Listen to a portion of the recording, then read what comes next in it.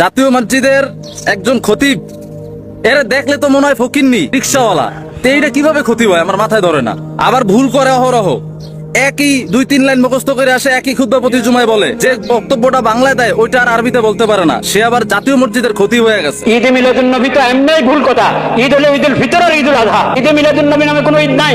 এই আব্দুল মালিক মৌলভী, তার কিভাবে সাহস হইলো ঈদ মিলাদুন্নবী সাল্লাল্লাহু আলাইহি ওয়াসাল্লামের বিরুদ্ধে বক্তব্য দেওয়ার? পবিত্র ঈদ মিলাদুন্নবী সাল্লাল্লাহু আলাইহি ওয়াসাল্লামকে বেদাত প্রমাণ করবে এমন কোন মৌলভী এই পৃথিবীতে জন্ম হয় নাই। কোথাকার গণ 1500 বছর পরে আইসা ভুট্টা মৌলভী, কোন ক্ষেতের মূলা, সে আইসা পবিত্র ঈদ মিলাদুন্নবী সাল্লাল্লাহু আলাইহি ওয়াসাল্লামের বিরুদ্ধে কথা বলে। একটা কথা বলে ফেলছি, আজকে কয়েকদিন ধরে আমাদের দেশে আমাদের জাতীয় মসজিদ বাইতুল মুকাররমের সম্মানিত খতিব হযরত মাওলানা আব্দুল মালিক সাহেব, অনেক বড় আলেম, অনেক বড়, সারা পৃথিবী তাকে আহলে ইলম হিসাবে স্বীকৃতি দেয়। আমাদের পোস্টার সর্বস্ব মাওলানা না, বাস্তবিক অর্থে পৃথিবী যাকে চিনে, সারা বিশ্বের, সারা আরব বিশ্বের উলামায়ে কেরাম, তিনি ওই মাফের একজন আলেম। ওনার জীবনী, ওনার ইতিহাস, উনি আরবিতে, উর্দুতে, বাংলাতে সব বিষয়ে সমান পারদর্শী।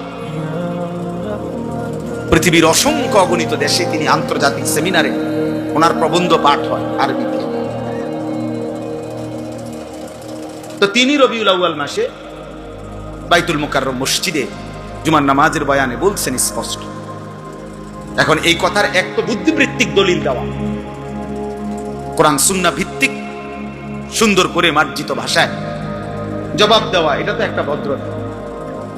কিন্তু অল্প বয়সী নাবালেক বাচ্চা কাচ্চা যদি চিৎকার চেঁচামেচি করে এত বড় মানুষের বিরুদ্ধে, এটা আসলেই মূর্খতা ছাড়া আর কিছু।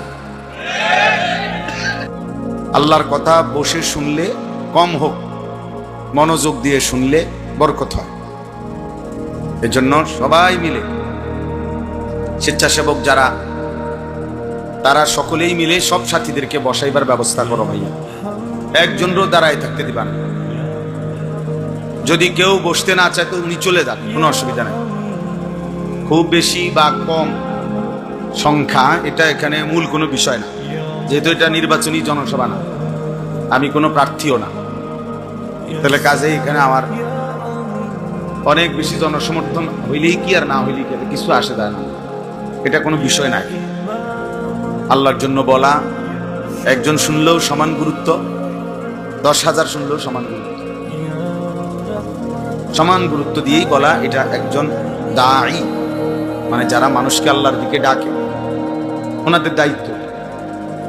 সংখ্যা কোনো মূল বিষয়, মূল বিষয় হলো আল্লাহর কথা পৌঁছানো। কোরআনুল কারীমের মধ্যে আছে আমাদের নবী সাল্লাল্লাহু আলাইহি ওয়াসাল্লামকে আল্লাহ তাআলা বলছেন, ইন আলাইকা ইল্লাল বালাগ, আপনার দায়িত্ব শতভাগ পৌঁছানো। আমাদের নবী সাল্লাল্লাহু আলাইহি সাল্লামকে আল্লাহ তাআলা বলছেন, কোরআনে আছে, ওয়ামা আকসারুন নাসি ওয়ালাউ হারাসতা বিমুমিনিন, আপনি যদি খুব চান, আপনি নবীও যদি প্রচন্ড আগ্রহ করেন, তবুও অধিকাংশ লোক মুমিন হবে না। আল্লাহ বলছেন, নবীজিকে বলছেন, সাওয়াউন আলাইহিম আনদারতাহুম আম লাম তুনদিরহুম লা ইউমিনুন। আল্লাহ তাআলা বলছে, বন্ধু, কিছু মানুষ আছে এমন, আপনি আল্লাহর ভয় দেখান আর নাই দেখান, ওরা ঈমানদার হবে না। তাইলে বুঝা গেল সংখ্যা কোনো বিষয় না, আল্লাহর কথা পৌঁছান। এবার পরিবর্তন হবে কয়জন, বদলাবে কয়জন, হেদায়েত মিলবে কয়জনের, এটা সম্পূর্ণই আল্লাহ তাআলার ফয়সালা। এটা কোনো বক্তা, কোনো ওয়াইজ, কোনো পীর মুর্শিদ, কারো হাতে এটা দায়িত্ব। আমার কাছে এই হিসাব চাইবে না যে তোমার দ্বারা মোট কতজন মানুষ জান্নাতি হয়েছে, এটার কোনো হিসাব চাইবে না। বা কম পক্ষে 30 জন মানুষ কেন জান্নাতি হলো না, অতএব তোমার বিচার, এমন না। আমি বলছি কিনা সেটা দায়িত্ব। যেহেতু আল্লাহ তাআলা কম বেশি যেটুকুই হোক ইলম কোরআন সুন্নাহর দান করছেন, তো ওটুকু দায়িত্ব পৌঁছায়।